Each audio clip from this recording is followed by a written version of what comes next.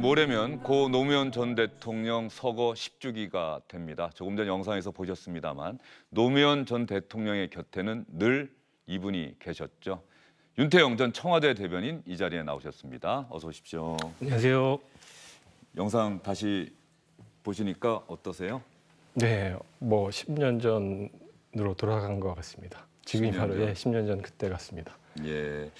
노무현 전 대통령이 서거하신 그때가 되면 마음이 좀 매해. 네, 참 시간이 많이 지났지만 다를 것 같은데 어떤 마음이세요? 이게 요때가 되면은 이게 뭐 날씨도 그때 같이 비슷하고 뭐 그때 느낌이 들면서 어느 날 이렇게 문득 좀 뭐 아침에 일어나서 눈물이 뚝 떨어지는 날도 있어요. 요때가 항상 좀 그런 우울함이 찾아온다 그럴까요? 그런 기분이 들 때가 있어요. 시계 바늘을 돌려서 2009년 5월 23일 새벽이나 22일 전날 밤으로 돌아간다면 윤태영 전 청와대 대변인 그런 생각 아마 많이 해보셨을 것 같은데 내가 대통령에게 어떤 이야기를 했을까? 어떤 얘기를 했을까라기보다는 제가 그때 이제 뭐 계속 같이 하고 있던 집필팀은 해체하고 서울로 올라왔었는데 대통령님 저희가 힘들더라도 제가 옆에서 같이 집필을 하시는 거 계속 보좌해드리겠습니다. 저희 믿고 의지하시고 이 팀 같이 하시죠라고 했으면 됐었을 것 같아요. 그게 지금 아직 계속 한으로 남아 있습니다. 예. 네. 그 당시 상황에 노무현 전 대통령께서 퇴임하시고 의욕적으로 추진하셨던 일이 있지 않습니까? 처음에는 민주주의 2.0을 하다가 그게 좀 잘 안 됐고요. 그리고 나서 뭐 농사도 짓고 하시다가 겨울에는 이제 지필, 진보주의라는 국가의 역할이 뭔가 진보주의의 담론에 대해서 이제 글을 쓰려고 하셨었는데 그게 이제 12월 달부터 시작해서 그게 집중하셨었죠. 예. 그 지필팀을 이제 돌아가시기 직전에 해체했었습니다. 예. 그게 바로 이른바 그 뇌물 혐의에 대한 수사, 뭐 검찰 수사와 맞물려서 결과적으로 예, 예. 집필팀 해체라고 그렇죠. 하는 또 예, 예. 결정을 내리시게 예, 되고. 예, 예. 근데 저희가 제안을 했었는데 의외로 다른 때는 그런 걸 잘 안 받아들이시더니 그날은 흔쾌하게 자네들 먹고 살 거는 있나 이런 말씀을 남기시면서 흔쾌히 동의를 하시더라고요. 그때 저희가 느끼진 못했습니다. 그냥 우리 걱정해 주시나 보다 이렇게만 생각했었는데 나중에 알고 보니까 그런 뜻이 또 담겨 있었던 것 같습니다.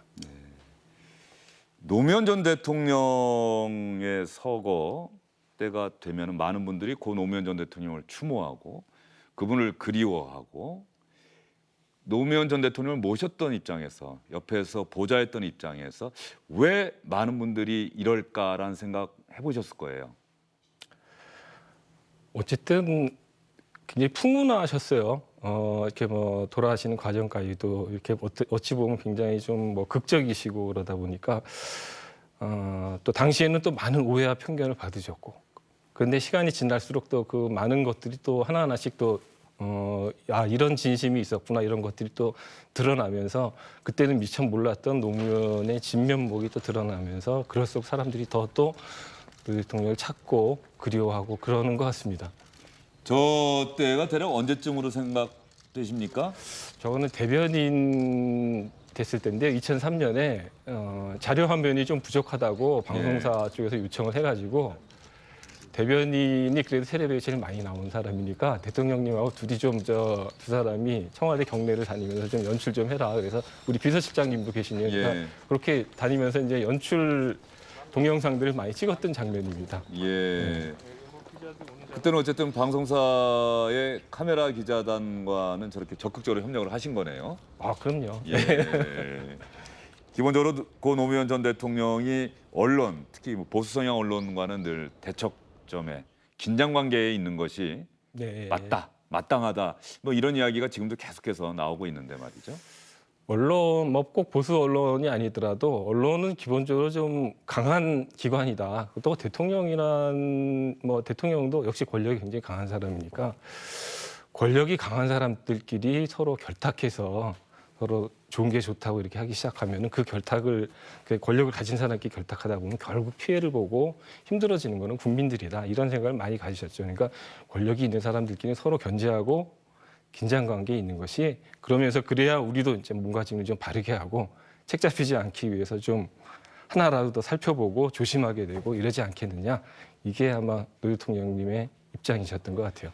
그러면 윤태영 전 대변인께서는 대통령과 언론, 청와대 출입기자들 그 중간에 있지 않았습니까? 경계인. 예, 경계인으로서 네.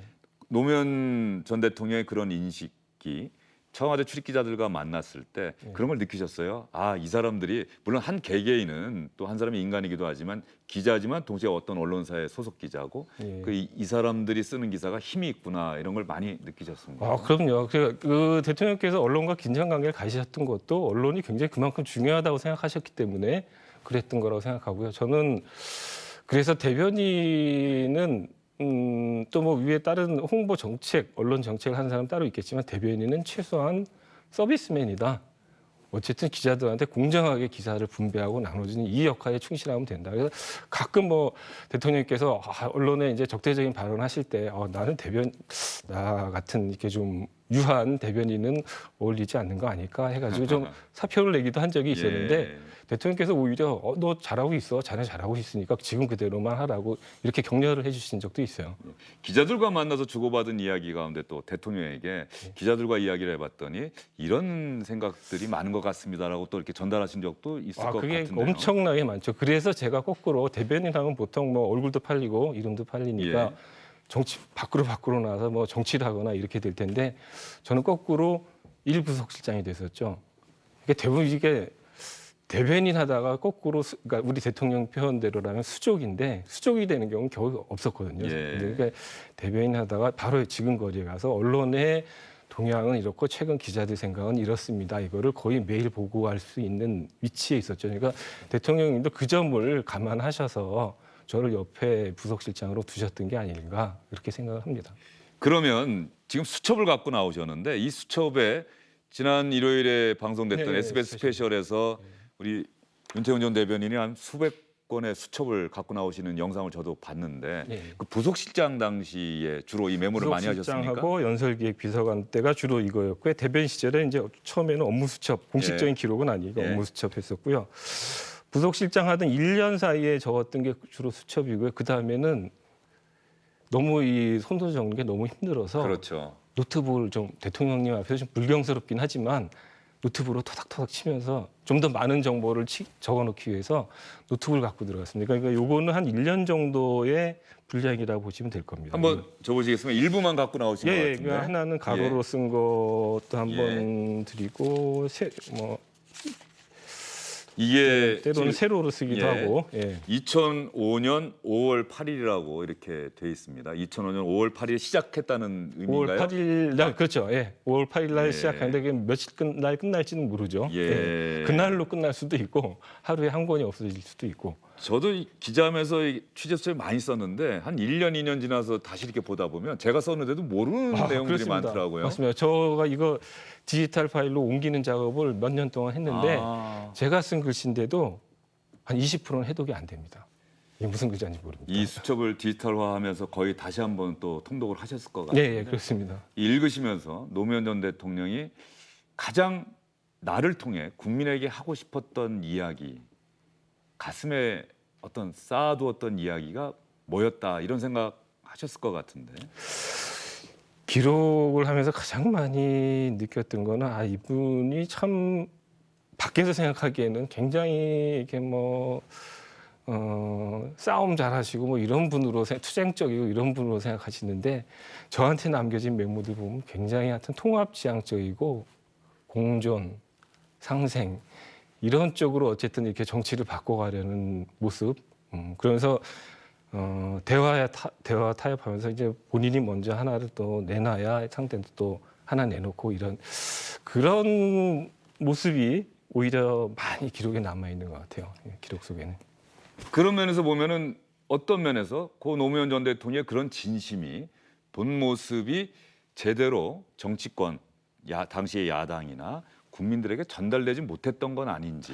전달되지 못했던 것 같아요. 그게 이제 또 제가 뭐 홍보수석실에도 여러 관여를 하고 그렇기 때문에 대변인 시절도 했었고 그렇기 때문에 홍보 쪽에 문제였는지 그거는 모르겠으나 어쨌든 그때 진정성이랄까 할까요? 이런 진심이 제대로 전달되기엔 굉장히 어려운 환경이었다 이런 생각을 합니다. 그것이 뭐 누구의 잘못이었든 간에. 네.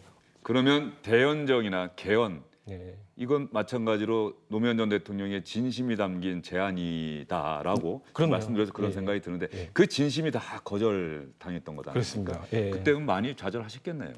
많이 좌절하셨죠. 개헌 같은 경우는 특히 대연정은 또 따로 치더라도 개헌 같은 경우는 왜냐하면 여야 지도부가 그 전에 여러 장소에서 원포인트 개헌은 필요하다라는 워딩을 많이 했었기 때문에 대통령께서는 이거는 당신이 제기하시면 다 쌍수를 들고 환영할 걸로 생각했던 게 사실입니다. 근데 예. 뜻밖에도 무슨 노림수가 있는 거 아니냐, 또 임기 말에 무슨 개헌이냐 이런 이제 반응들이 나오니까 굉장히 하여튼 좌절하셨죠 그때. 이번 고 노무현 전 대통령 서거 10주기 기념식에 매해 기념식마다 일정 정도 뭐 주제를 정하는 것 같은데 캐치프레이즈. 이번에 캐치프레이즈가 새로운 노무현. 새로운 노무현. 예. 이 새로운 노무현이라고 하는 캐치프레이즈 아이디어도 윤태영 대변인께서 예, 어떻게 하다 보니까 작년에 제가 이사가 된 다음에 이제 작년에 재단 이사가 됐는데 작년 9주기 때 캐치프레이즈를 정해달라고 해서 그 회의하던 중에 제가 평화가 온다로 평화가 하자. 온다. 그 남북 그때 대화 분위기도 있고 그래서 판문점 정상회담 직후였으니까. 예. 그래서 그게 좋았어요. 반응이 좋았는지 재단에서 또 올해도 한번 해달라 그래서 올해는 새로운 노무현으로 하는 게 어떻겠느냐. 그러니까 노무현이란 단어가 이제 고유 명사긴 한데 이 캐치프레이즈를 만들 때는 약간 이제 좀 보통 명사화된 노무현을 생각을 했어요. 조금 이제 노무현이라는 이름이 갖는 그 고유 명사가 갖는 어떤 상징성, 이제 시민 노무현 또는 뭐 깨어 있는 시민 뭐 이런 사람들이 계속 이제 오해와 편견 없이 노무현을 바라볼 수 있는 사람도 많이 생기고 새로운 세대도 많이 생기고 이제 그러니까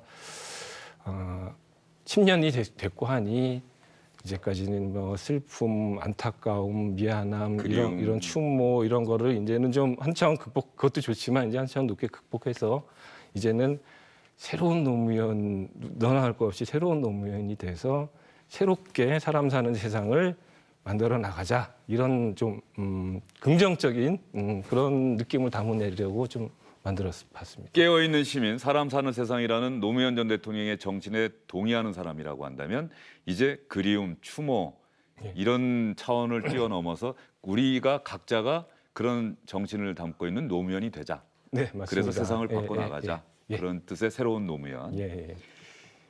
윤태영 전 대변인은 어쨌든 간에 글을 쓰시는 분이에요. 네. 본인의 이야기를 하기보다는 대통령의 이야기를 예. 대통령의 생각을 담은 연설문을 쓰시고 그 대통령의 생각을 언론에 브리핑하고 글을 쓰는 게 중요한 줄 알았는데 예. 알고 봤더니 고치는 게 중요하다. 이 예. 이야기를 예. 최근에 책을 내시면서 했다는 기사를 제가 봤어요. 예. 저는 보통 1시간 글을 쓰면 고치는 데 한 2-3배 시간을 들여서 우리 주 기자님처럼 앵커님처럼 이렇게 기자 훈련을 받으신 분들은 한 번에 1필리지로 처음부터 끝까지 잘 쓰시잖아요. 근데 그런 훈련을 받지 않은 사람들은 대부분 초고를 쓰는데 굉장히 애를 먹거든요. 근데 이제 초고를 너무 잘 쓰려고 하지 말고 초고는 얼추 써놓고 나서 그거를 정말로 반복해서 고치다 보면 고치고 또 고치다 보면 남들처럼 좋은 문장이 만들어지더라. 그러니까 너무 초고부터 잘 쓰려고 하지 말고 초고를 일단 써놓고 그걸 잘 고쳐나가는 습관을 들이자. 그러니까 글쓰기 강연 같은 거 가면은 첨삭지도를 해야 제대로 좀 글쓰기 비법을 가르친 것 같은 느낌이 들어요. 예. 그냥 뭐 좋은 얘기만 강연 1시간 동안 하고 오면 그 사람들이 실제로 돌아와서 글쓰기 연습을 안 해보면 끝이거든요. 근데 하나의 첨삭지도를 한다는 느낌으로 이번 책은 이제 고치기 사례. 제가 옛날에 썼던 글도 지금 보니까 굉장히 안 좋더라고요. 그래서 그 고치는 사례들 다 해가지고 이렇게 글을 이렇게 고쳐보시라 하는 내용으로 책을 냈습니다. 노무현 전 대통령과 함께 일하시면서 축적된 경험에서 나온 생각입니까? 대통령이 직접 또 가필하면서 많이 고쳤을 거 아닙니까? 대통령님 뵈면서 많이 제 문체가 달라질 수밖에 없었던 게 저는 하여튼 뭐 학생운동권 출신이고 그러다 보니까 그래 예전만 해도 노 대통령이 만나기 전에 정말 휘황찬란한 수사도 많고 현란한 형용사 되게 많았어요. 뭐 저 높은 관악산 위로 붉은 태양 떠오르고 뭐 그런 식으로. 예. 근데 대통령님은 아침이 밝았습니다. 이렇게 딱 간단하게 우리 저 기자들 문체죠. 그러니까 핵심만 탁 하는. 그다음에 하나만 하는 얘기 싫어하시고 한 얘기 또 하는 거 싫어하시고. 하나만한 이야기 얘기나 싫어하시고 했던 얘기 또 또 하는 하는 거 거 싫어하시고. 싫어하시고. 예, 문장으로 정리된 건. 그래서 네. 그 지침을 따르다 보니까 글이 점점 담백해지고 핵심만 탁 남는, 간결해지고. 예, 그런 글이 되더라고요. 예, 대통령님도 그런 글을 굉장히 쓰고 싶어 하셨어요. 예, 그런 글을 예. 퇴임하시고 난 다음에 예. 그 처음에 영상을 보니까 말이죠. 문재인 대통령의 그 취임사에서 나왔던 제가 흔히 많은 분들에게 기평, 과공, 결정이라고 저는 줄여서 아, 예, 얘기하는데 예. 기회는 평등하고 과정은 공정할 것이며 결과는 정의로울 것이다. 예. 이 문장이 정말 윤태영 대변인 머릿속에서 나온 건 맞습니까? 제 머릿속에서 나왔다 그러면 약간 지나죠. 이게 예. 컨셉은 어쨌든 후보님 쪽에서 예. 예를 들어서 뭐 제가 대통령이 되면은 그러니까 2012년 대선 때 후보 수락 연설에 들어갔던 문장인데요. 제가 대통령이 되면 평등한 평등한 기회, 공정한 과정, 정의로운 결과를 뭐 만들게 이런 컨셉을 오셨어요. 저 문장이. 그래서 그 문장을 이렇게 읽으면 밋밋하고 임팩트가 없겠다 싶어서 문장을 단문으로 바꾼 거죠. 그러니까 그래서 이제 기회는 평등할 것입니다. 과정은 공정할 것입니다. 결과는 정의로울 것입니다. 이렇게 딱 잘라서 했더니 임팩트도 있고 현장 연설할 때도 임팩트도 있고 그래서 그게 아마 12대 대통령 선거 때 방송 광고 용으로도 이제 활용이 됐어요. 그래서 사람들 기억 속에 많이 있는데 이번 선거 때 2017년 선거 때 다시 한번 활용을 했죠. 했더니 대통령 후보께서 가시는 데마다 또 그 연설대로 예. 하시더라고요. 그래서 취임사까지 들어가게 됐습니다. 많은 분들이 대통령 취임사 선거 과정에서 했던 이야기 가운데 사실은 그 부분이 가장 예, 인상적이고 아마도 문재인 정부는 문재인 대통령이 그 약속 하나로 나중에 평가를 받지 않을까 싶은 생각까지도 들어요. 문 대통령님하고 제일 어울리는 카피라고 저는 개인적으로 생각을 합니다. 예. 예. 노무현 전 대통령을 함께 돕고 옆에서 그 대통령 임기 동안 지키셨고 문재인 대통령 임기가 시작이 되는데 아직 문재인 대통령 곁에는 가시지 않고 있는데 네. 윤태영 대변인은 앞으로 어떻게 살아가실 것인지 정치로부터 자유롭게 살아가실 것인지 아니면은 노무현 전 대통령의 정신을 구현하기 위해서 앞으로 정치에 직접 뛰어드실 것인지. 지금은 이제 지금 평전을 집필하고 있는데요. 노무현 평전. 예. 이게 이제 좀 시간이 걸리는 작업이라서 근데 올해 말 정도면 올해 말이나 내년 초 정도면 마무리가 원래는 이번 10주기에 내려고 준비를 해오다가 여러 가지 사정 때문에 미뤄졌는데 요 평전을 다 쓰고 나면 그때는 노 대통령님을 중요하게 기록하고 대중서로 만드는 일련의 작업은 끝이 난다고 생각합니다. 그러니까 저한테 남겨졌던 숙제는 큰 덩어리는 끝이 난다고 생각해서 그 후의 길은 좀 여러 가지가 열려 있다고 생각합니다. 뭐 정말 작가의 길로 갈 수도 있고 또 뭐 여기저기 필요로 하는 일을 할 수도 있고 뭐 그 여러 가지 선택지 중에 하나로 정치의 길도 닫아두지는 않고 생각을 해보자. 이런 정도입니다 지금은. 예. 오늘 나와주셨는데 말이죠. 모레가 고 노무현 전 대통령 10주기고 이번 10주기 추도식의 캐치프레이즈는 새로운 노무현이다. 예. 혹시 시청자분들께 아직 공개하지 않았던 노무현 전 대통령과의 추억이나 일화, 가슴에 와닿았던 말인데 아직 내가 세상 분들에게는 알리지 않았던 이런 이야기가 있다거나 그런 이야기가 있으시면은 한번 우리 시청자분들께 말씀하시면서 이번 10주기를 맞는 윤태영 전 대변인의 심경 이런 거 한번 말씀을 해주시고 오늘 인터뷰를 마무리하도록 하겠습니다. 갑자기 물어보셔서 특별히 지금 당장 떠오르는 에피소드는 없고요.